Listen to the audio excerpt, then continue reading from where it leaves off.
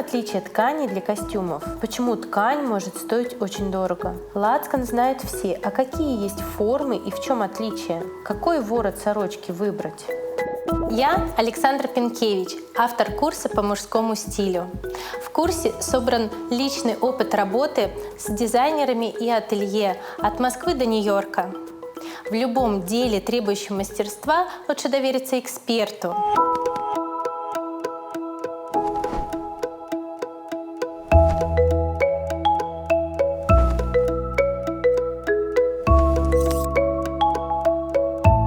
Материал костюма – это то, что в первую очередь определяет его качество. Чесаная шерсть имеет в нитях не только длинные, но и короткие волоски, отчего становится менее прочной и приобретает характерную ворсистость. Конвольная или гребенная шерсть – это гладкая ткань, нить для которой обрабатывается на гребне-чесальной машине и состоит из одних только длинных шерстяных волосков. Фланель бывает чесаная или гребенная. Чесаная фланель мягкая и теплая, идеально для холодного времени года. Отличительная черта фланели – ее цвет, получаемый путем окраски волокон до прядения, во время которого волокна разного цвета смешиваются и получается характерный меланжевый цвет.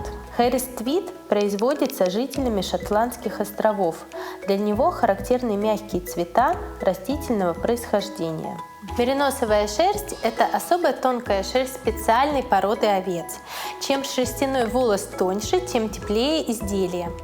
Кашемир получают из подшерстка коз местности Кашмир на территории Индии, Китая и Пакистана.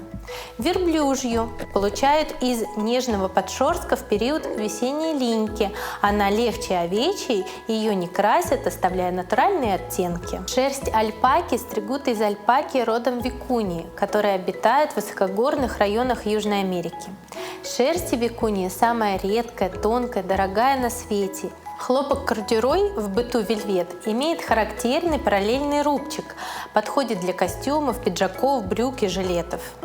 Молескин – тяжелая хлопчатобумажная ткань с коротким мягким ворсом, напоминающим замшу, используется для брюк. Серсакер – морщинистая ткань в полоску, идет для неформального летнего гардероба. Лен. Ткань для костюмов придут из чесаного льна.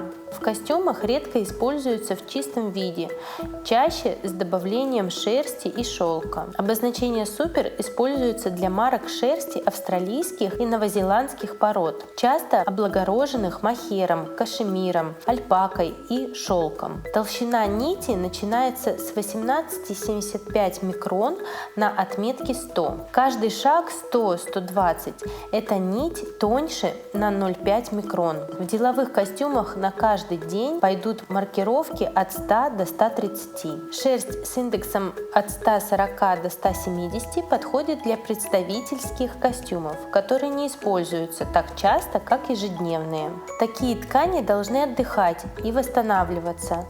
Среди саржевых переплетений наиболее популярны саи и батавия, которые идеально подходят для всех сезонов.